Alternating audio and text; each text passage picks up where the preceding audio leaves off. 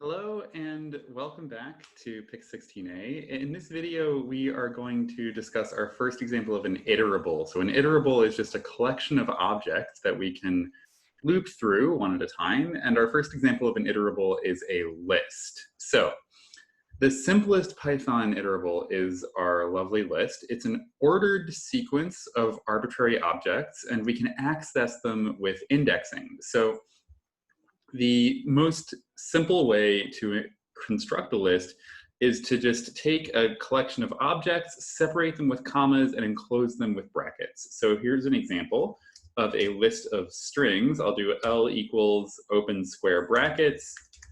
Kirk is my first string, Picard is my second string, Cisco is my third string, and Janeway is my fourth string. So when I run this code, I now have a list called L that has 4 strings in it. So similar to the way we accessed individual letters from strings, we can access individual elements from lists using positional indexing. So for example, I can get the 0th element, that's the first element that appears in the list. I can get the 3rd element, and so on and so forth. So I can use positional indexing to get elements from my list. Additionally, I can use the same kind of indexing tricks that I used with strings to get more complicated sublists from my list. So for example, if I want every other element of my list, starting with item number in the first index, I'll do 1::2 that says start with 1, go to the end of the string, get me every other element when I do that, and I'll get Picard and Janeway. Similarly, I can reverse the order of the list. So if I do L::(-1), just the same way I would reverse the order of a string, I reverse the order of the list. So now my list reads Janeway, Cisco, Picard, Kirk. Sorry, I should clarify that a little bit. My view of the list reads Janeway, Cisco, Picard, and Kirk, but I haven't actually changed the list at all. I've just changed the way I'm looking at it. Now, we really do mean it when we say that lists can contain arbitrary objects. The objects inside a list can have different kinds of types. They can be a mixture of strings and numbers, for example, and they can even be lists themselves. So for an example of mixing strings with numbers, let's make a new list. We'll recycle the same name L, and our list L will have items deep, space, and then we'll throw in the number 9, and then we'll also throw in the number 1.4 just for kicks. So now I have a new list L. It again has 4 elements, and this time it contains a mixture of strings, integers, and floating point numbers. Here's a more complicated list. This one is a list of lists. I'm sure I'm going to make a typo when I type this, but let's see how we do. So my list has a first element, and the first element is itself a list. So I've done 2 sets of square brackets.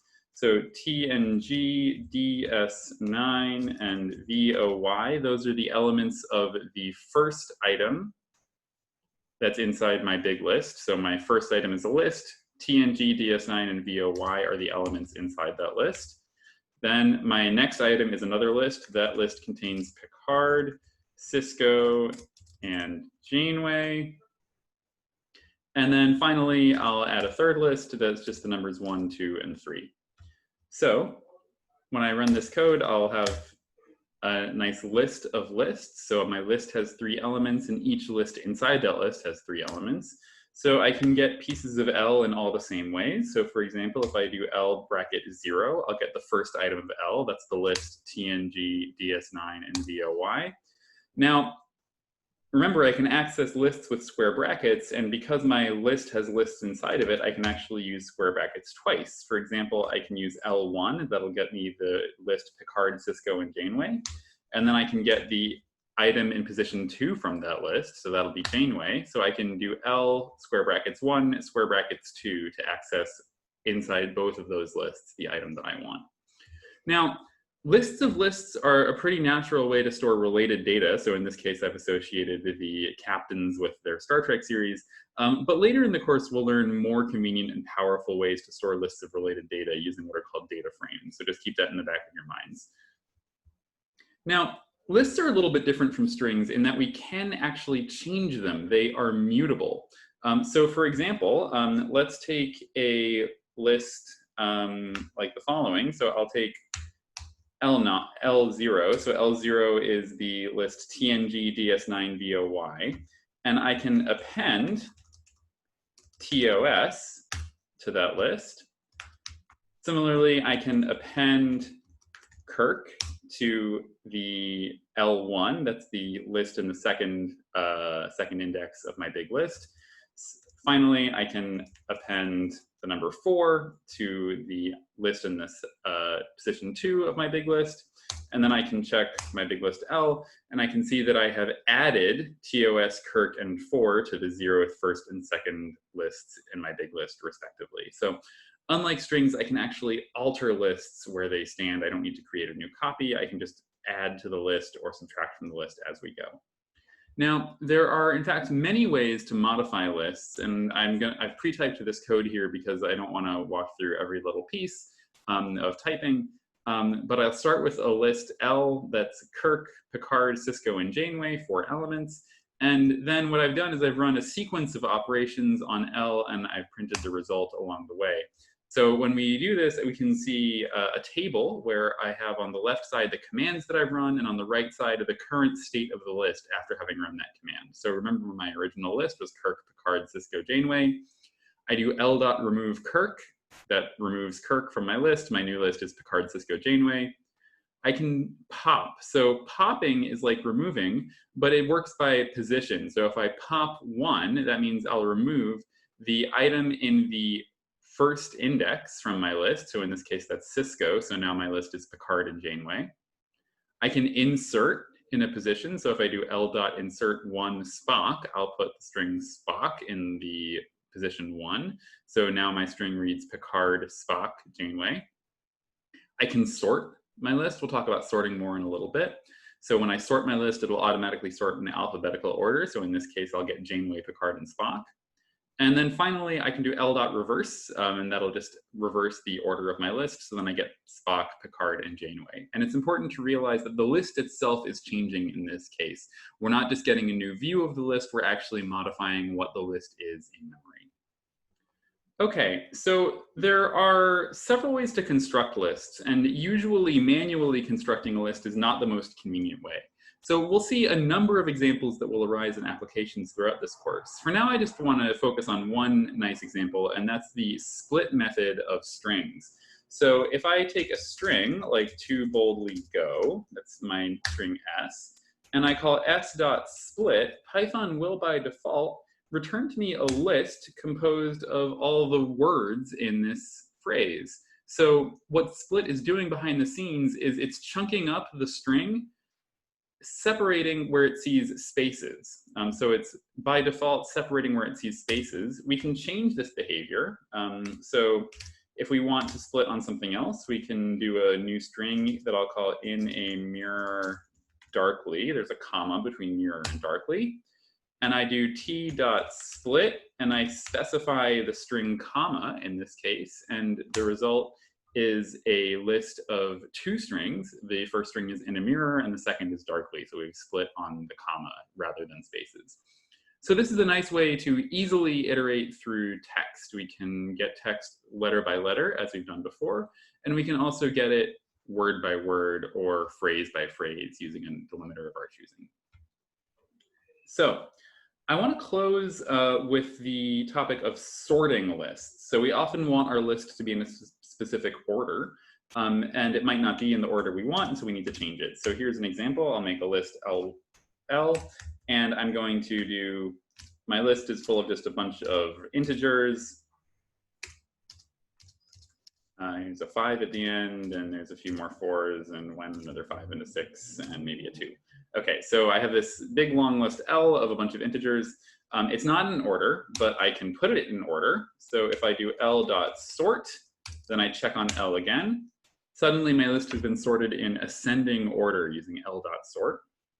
I can also sort in descending order. I can do L.sort using the reverse keyword equals true, reverse equals true.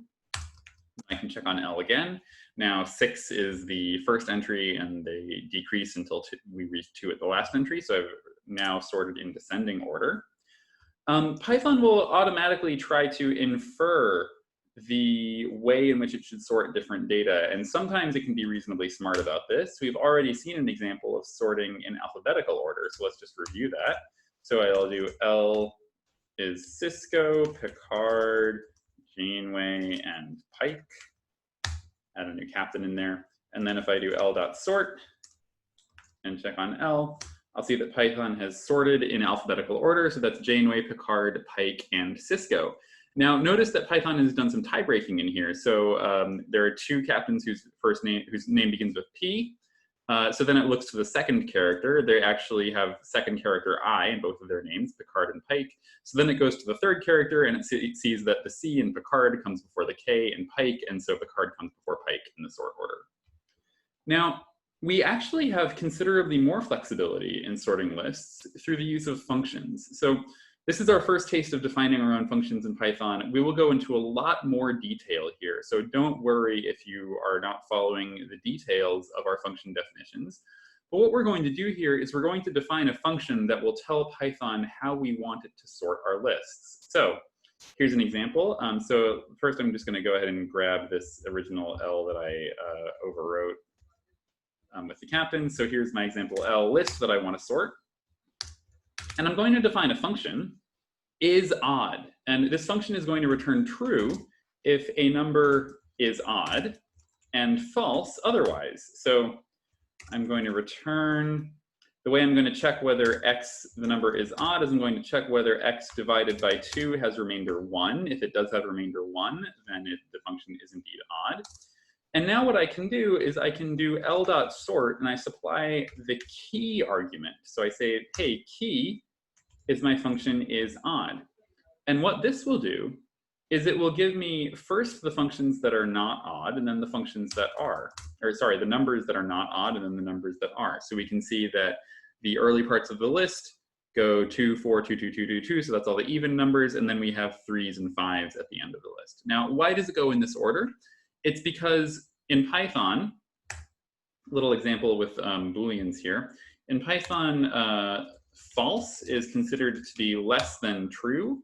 And what that means is that when Python sorts in ascending order, it's going to put numbers for which is odd is false earlier on in the list so that we can sort in ascending order. We can even get more complicated.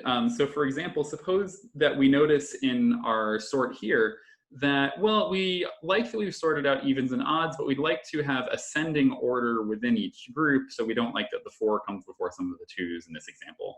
So we can actually do that as well. So let's define another function. In this case, I'll define a sorter, and my sorter is going to do the following. It's going to return two things. It's going to return is odd x, and then it's also going to return x itself. Now, what this means is that we've given Python two pieces of information, the parity of the number and the size of the number. And that means that when we do L.sort with key equals sorter this time, we will find that we have indeed now sorted into evens and odds and in ascending order in each group. Okay, so that's our quick introduction to lists. Along the way, we saw a few interesting things as well, especially our very first custom function definitions. For now, focus on the idea of lists as collections of objects with an order that can be accessed and reordered as desired. There are lots more iterables, ways to collect objects, and we'll go into a lot more detail on these notions in coming lectures.